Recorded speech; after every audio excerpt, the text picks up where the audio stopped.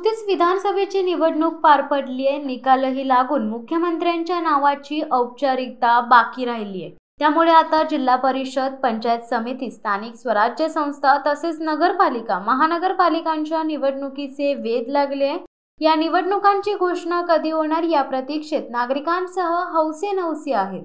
विधानसभेची निवडणूक नुकतीच झाली असून आता स्थानिक स्वराज्य संस्थेच्या निवडणुका होणार असल्याच्या चर्चा रंगत आहेत। त्यामध्ये रायगड जिल्हा परिषद, पंचायत समिती यांची मुदत संपून साधारण 2 ते 3 वर्षे झाली आहेत। तसेच राज्यातील काही शहरांच्या नगरपालिका, मुंबई सारख्या देशाचा अर्थव्यवहार सांभाळणारी महानगरपालिका तसेच विविध गावच्या ग्रामपंचायतीच्या निवडणुका रखडलेल्या असून त्याचा कारभार प्रशासनामार्फत होत आहे।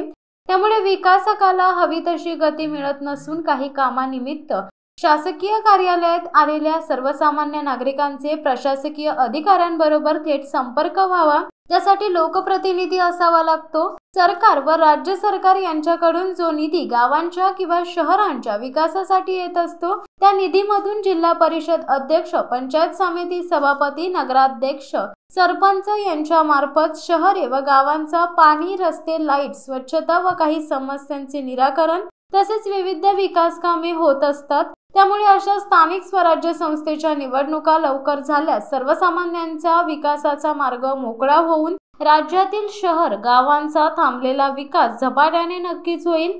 त्यामुळे या सर्व निवडणुका लवकरात लवकर घेण्यात याव्यात अशी मागणी गावागावातून होत आहे। सदरील या सर्व निवडणुका 2025च्या सुरुवातीच्या महिन्यात होतील असा तर्क वर्तवण्यात येत असून त्याची घोषणा कधी होणार या प्रतीक्षेत नागरिकांसह सर्वच इच्छुक आहेत। शिवसत्ता टाइम्स न्यूज ब्युरो, मुंबई।